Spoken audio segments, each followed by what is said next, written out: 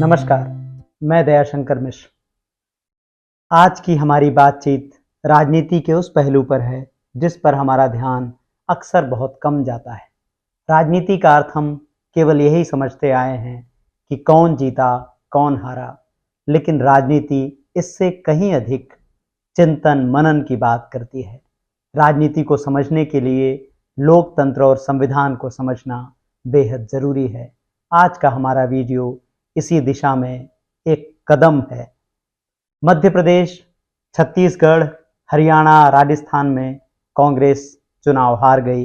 यह बात हमारे दिमाग में अटकी रहती है, लेकिन हम भूल जाते हैं तेलंगाना, कर्नाटक और हिमाचल में कांग्रेस जीती। जम्मू कश्मीर और झारखंड में वह गठबंधन में सरकार में है। तमिलनाडु में वह डीएमके के साथ बीजेपी को सत्ता से बाहर रखने में सफल हुई। महाराष्ट्र में अगर विधायकों की खुलेआम नीलामी न हुई होती और सुप्रीम कोर्ट ने सही वक्त पर दखल दिया होता तो आज कांग्रेस वहां गठबंधन में सरकार में होती।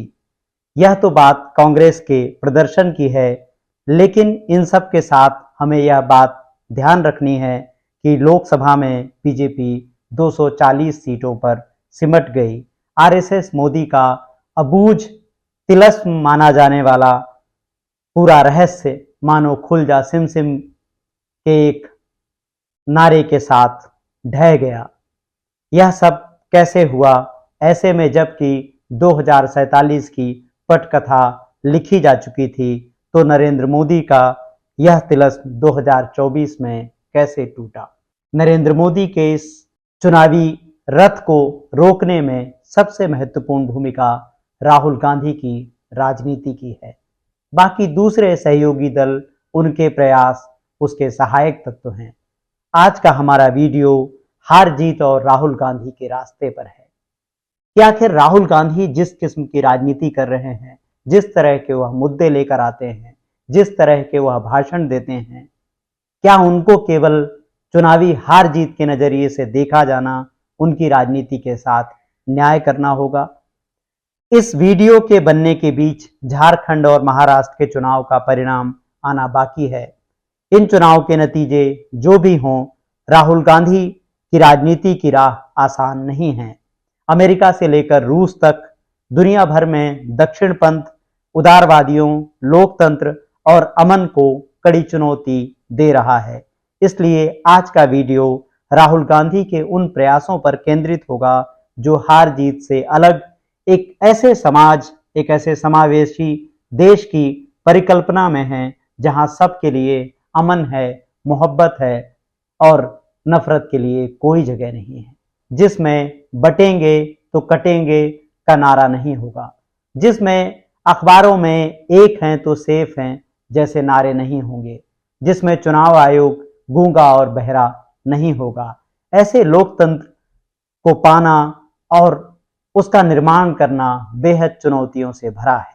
थोड़ा ठहर कर सोचेंगे तो आप इस बात को समझेंगे कि अगर भारत जोड़ो यात्रा नहीं होती तो आज जितने लोग लोकतंत्र के नाम पर बोल रहे हैं या लोकतंत्र के लिए बोल रहे हैं, उनमें से बहुत सारे लोग जेल में होते, उनकी हिम्मत टूट जाती। महिला पहलवान भी दिल्ली की शक्तिशाली और निरंकुश सत्ता को संभव है कि चुनौती देने का साहस न जुटाती और दिल्ली की सड़कों पर बूटों के तले कुचले जाने और बेतहाशा पीटे जाने के डर से शायद उबर नहीं पाती। भारत जोड़ो यात्रा ने जो कुछ देश को दिया है उसका ठीक ठीक मूल्यांकन होना अभी बाकी है। एक नागरिक के तौर पर राहुल गांधी के लोकतांत्रिक प्रयासों को हमें केवल हार जीत के दृष्टिकोण से देखना बंद करना चाहिए। राहुल की राजनीतिक यात्रा में सत्ता की चाबी महत्वपूर्ण नहीं है। राहुल गांधी की राजनीति को इस दृष्टिकोण से देखना उनकी राजनीति के साथ न्याय करना नहीं है। राहुल गांधी की राजनीति पर केंद्रित 750 पेज की मेरी किताब राहुल गांधी सांप्रदायिकता, दुष्प्रचार और तानाशाही से ऐतिहासिक संघर्ष से गोदी मीडिया में जिस तरह का भूचाल आया, जिस तरह से आनन फानन में मुझे और मेरे अनेक साथी पत्रकारों को तबाह और बर्बाद करने की कोशिश की गई, यह सब राहुल गांधी की निखरती छवि से बौराए हुए उन लोगों का डर था जिन्होंने राहुल गांधी की छवि को नष्ट करने के लिए अरबों रुपए खर्च किए हैं और अब भी कर रहे हैं। राहुल गांधी महात्मा गांधी, नेहरू और अंबेडकर की लोकतांत्रिक विरासत को आगे ले जाने का संघर्ष कर रहे हैं। ऐसे लोकतंत्र की बहाली जिसमें नागरिकों की गरिमा, सम्मान और बंधुत्व सबसे पहले हैं। राहुल गांधी का एक भी ऐसा भाषण नहीं है जिसमें नफरत हो। उनके सारे भाषण अमन, मोहब्बत और लोकतंत्र की भावना से परिपूर्ण हैं। नफरत के बाजार में मोहब्बत की दुकान खोल रहा हूं। आप मुझसे नफरत करो, आप मुझे गाली दो, ये आपके दिल की बात है। आपका बाजार नफरत का, मेरी दुकान मोहब्बत की।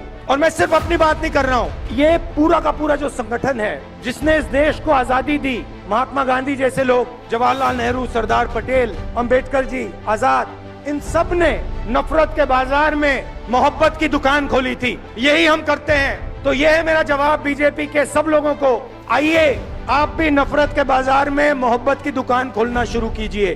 वहीं प्रधानमंत्री नरेंद्र मोदी का 2024 लोकसभा चुनाव का एक भी ऐसा भाषण नहीं है जिसमें नफरत ना हो। तो हर एक की प्रॉपर्टी का सर्वे किया जाएगा। हमारी बहनों के पास सोना कितना है उसकी जांच की जाएगी, उसका हिसाब लगाया जाएगा।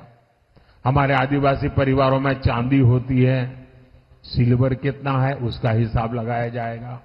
सरकारी मुलाजिमों के पास कितना जगह है, क्या है, पैसे कहाँ है, नौकरी कहाँ है, उसकी जांच की जाएगी। इतना ही नहीं, आगे क्या कहा है, ये जो गोल्ड है बहनों का और जो संपत्ति है, ये सबको समान रूप से वितरित कर दी जाएगी।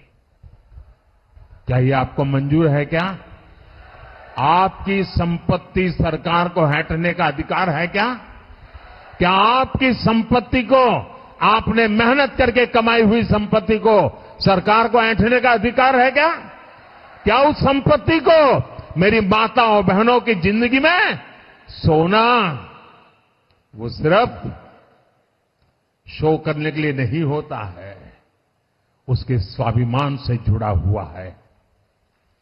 उसका मंगलसूत्र वो एक सोने का कीमत का मुद्दा नहीं है, उसके जीवन के सपनों से जुड़ा हुआ है। तुम उसे छीनने की बात कर रहे हो अपने मैनिफेस्टो में। गोल्ड ले लेंगे, सबको वितरित कर देंगे। और पहले जब उनकी सरकार थी उन्होंने कहा था कि देश की संपत्ति पर पहला अधिकार मुसलमानों का है। इसका मतलब ये संपत्ति इकट्ठी करके किसको बांटेंगे? जिनके ज्यादा बच्चे हैं उनको बांटेंगे। नफरत का सैंपल साइज मैंने जानबूझकर छोटा रखा है क्योंकि भारतीय जनता स्मृति के संकट से जूझ रही है। उनके दिमाग में इतिहास मिटाया जा रहा है। सड़कों से लेकर मोहल्ले तक के नाम मिटाए जा रहे हैं। आजादी की नई कहानी लिखने वाले 2014 से इतिहास लिख रहे हैं। भारतीय मीडिया वही कर रहा है जो जलियांवाला बाग में अपने ही देशवासियों पर गोली बरसाने वाले भारतीय सैनिक कर रहे थे। हमारे सोचने का तरीका थोड़ा उल्टा है।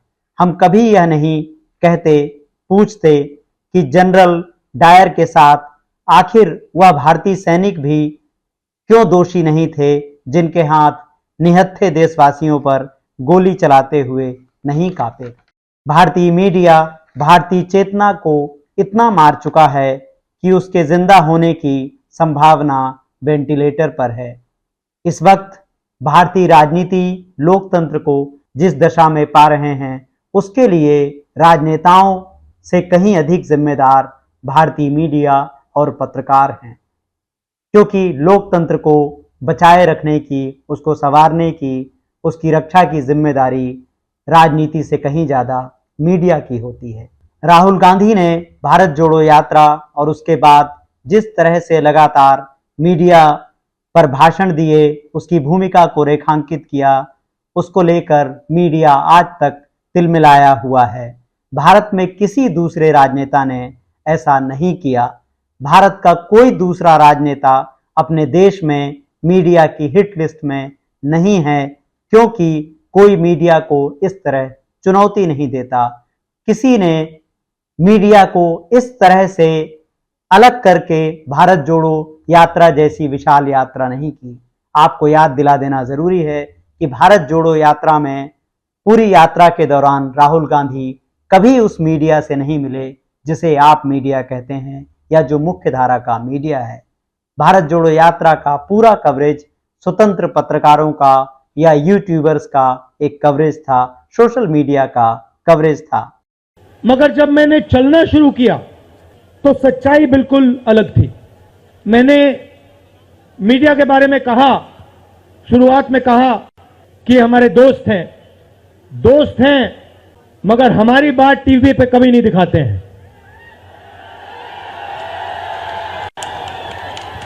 और वो तो तब भी ठीक है, हमारी बात नहीं उठाएं तो ठीक है, कोई प्रॉब्लम नहीं है।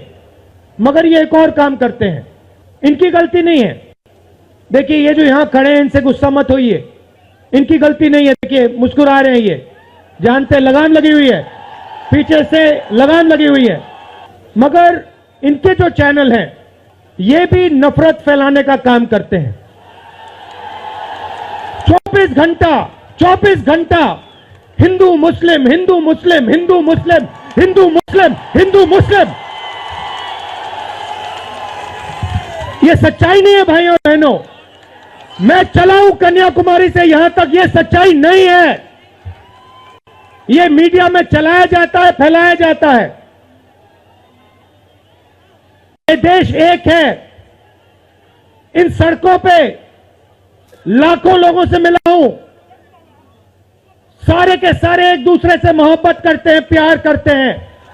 भारतीय मीडिया आईटी सेल का एक्सटेंशन है और मीडिया का पहला और आखिरी असाइनमेंट राहुल गांधी की छवि को ध्वस्त करना है। इसलिए आप तक 240 सीटों पर बीजेपी के थमने का अर्थ नहीं पहुंचने दिया गया। बटेंगे तो कटेंगे, एक हैं तो सेफ हैं, यह नारे बीजेपी और प्रधानमंत्री की तरफ से इसलिए आए ताकि आपका ध्यान उनके काम पर न रहे।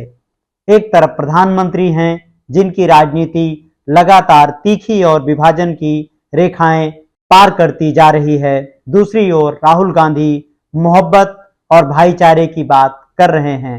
अमन और प्रेम की बातें समझना आसान नहीं है, बहुत मुश्किल से यह सब बातें समझ में आती हैं। लोकतंत्र संविधान की बातें इतनी आसानी से कहां समझ में आती हैं। जिस तरीके की भाषा प्रधानमंत्री नरेंद्र मोदी बोलते हैं वह ज्यादा लोगों तक पहुंचती है, क्योंकि उसमें नफरत का आवेग है, क्योंकि उसमें कहीं ना कहीं एक डर है। आपको 24 घंटे मुसलमानों के आने का डर दिखाया जाता है, तो जिसमें डर होता है वह बातें ज्यादा लोगों तक पहुंचती हैं। लेकिन राहुल गांधी ऐसा कुछ नहीं कर रहे हैं, वह अमन के रास्ते पर हैं, बाबा साहब अंबेडकर के संविधान के रास्ते पर हैं। तो अमन का रास्ता, संविधान का रास्ता थोड़ा मुश्किल है, उस पर चलने के लिए बहुत धैर्य की जरूरत है और नागरिकों को उसी धैर्य का परिचय देना बाकी है। राहुल गांधी यही काम कर रहे हैं जो काफी मुश्किल है। इसलिए राहुल की राजनीति को समझने के लिए परंपरागत मूल्यांकन के तरीके काम नहीं आएंगे। हमें ध्यान रखना होगा कि राहुल गांधी के नेतृत्व वाला विपक्ष सरकार के साथ मीडिया और चुनाव आयोग से भी लड़ रहा है। चुनाव आयोग की कार्यप्रणाली पर सवाल उठाते हुए चुनाव के आंकड़ों का विश्लेषण करने वाली संस्था एडीआर ने 362 सीटों में कम गिने गए 5 लाख से अधिक वोटों को लेकर जो तथ्यात्मक सवाल पूछे थे, उनका जवाब कब आएगा हमको नहीं मालूम है। इतना ही नहीं, एडीआर ने 176 सीटों पर ज्यादा गिन लिए गए 35,000 वोटों पर भी सवाल उठाए हैं जो ईवीएम के रिकॉर्ड में ही नहीं थे। इसका जवाब भी अब तक नहीं मिला है।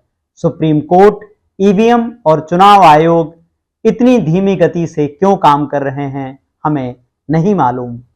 चुनावी डेटा में हेरफेर की आशंका का जो तथ्यात्मक विवरण लोग सामने लेकर आते हैं उसमें राजू पारुलेकर एक महत्वपूर्ण पत्रकार हैं, लेखक हैं, जो लंबे समय से इस पर सवाल उठा रहे हैं, लेकिन चुनाव आयोग उनके सवालों का कोई जवाब नहीं देता। सुप्रीम कोर्ट में प्रशांत भूषण ईवीएम की जो लड़ाई लड़ रहे हैं उसका कोई उत्तर नहीं आता। हरियाणा में आपसी अनबन केवल भूपेंद्र सिंह हुड्डा और कुमारी शैलजा में नहीं थी, उतनी ही बड़ी अनबन बीजेपी के मुख्यमंत्री नायब सैनी और वरिष्ठ नेता और मंत्री रहे अनिल विज में भी थी। क्या आपके दिमाग में यह बात ठहरती है? नहीं, क्योंकि यह कोई बताता नहीं, यह कहीं रेखांकित नहीं होती है। मीडिया आपको लगातार बताता है कि बीजेपी में कहीं कोई संकट नहीं, सारा संकट, सारी परेशानी विपक्ष में है। ईवीएम की गड़बड़ी या उसकी गड़बड़ी की आशंका भारतीय लोकतंत्र की सबसे बड़ी चिंता है, लेकिन सुप्रीम कोर्ट इस पर क्या कर रहा है हमें नहीं मालूम।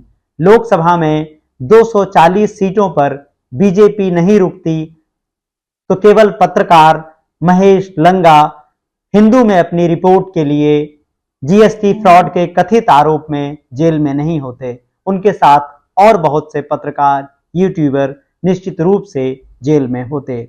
उमर खालिद जेल में कब तक रहेंगे, हमारे सुप्रीम कोर्ट के पास इसका कोई जवाब नहीं है। आम नागरिकों के दिमाग में भी यह सवाल नहीं आता, क्योंकि मीडिया यह सवाल पूछता ही नहीं। मीडिया के पास वक्त नहीं है, वह तो केवल और केवल राहुल गांधी के पीछे है, जिसका उसे एक सूत्रीय असाइनमेंट दिया गया है। इसलिए राहुल गांधी की चुनौती केवल इतनी नहीं है कि हर राज्य में बीजेपी की सरकार को हरा दिया जाए या उसे सत्ता से दूर रखा जाए। राहुल गांधी की चुनौती केवल इतनी ही नहीं है कि केंद्र में बीजेपी सत्ता से बाहर हो जाए। राहुल गांधी की चुनौती इससे कहीं अधिक बड़ी है। राहुल गांधी की सबसे बड़ी चुनौती आरएसएस और बीजेपी के सबसे बड़े सपने हिंदू राष्ट्र के निर्माण को रोकना है, संविधान को बचाना है।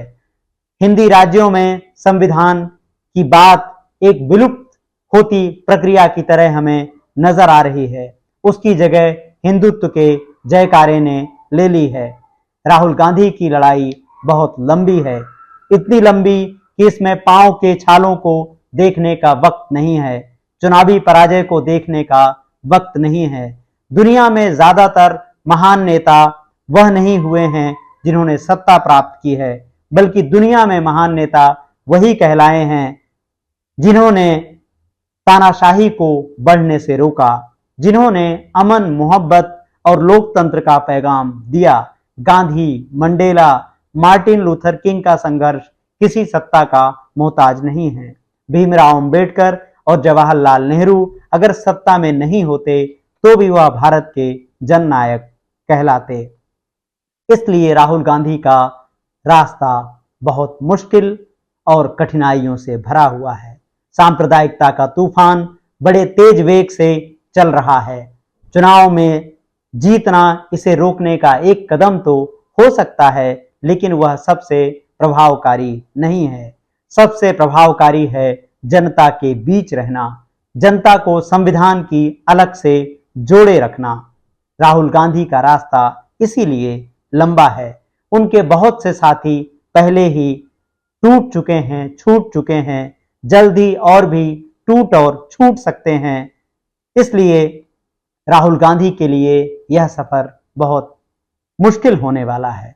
राहुल गांधी इस वक्त अंधेरे में डूबते लोकतंत्र की सबसे बड़ी उम्मीद हैं। गहरी काली रातों में समंदर में फंसे कुशल नाविकों का भी आत्मबल डोलने लगता है और भारतीय जनता को लंबी लड़ाई के लिए तैयार रहने के साथ ही राहुल गांधी के अटूट समर्थन के लिए भी तैयार रहना होगा, अपना आत्मबल बनाए रखना होगा। यह अकेले राहुल गांधी के इम्तिहान का वक्त नहीं है।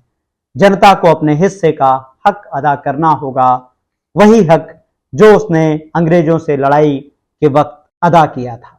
आज के इस वीडियो में बस इतना ही।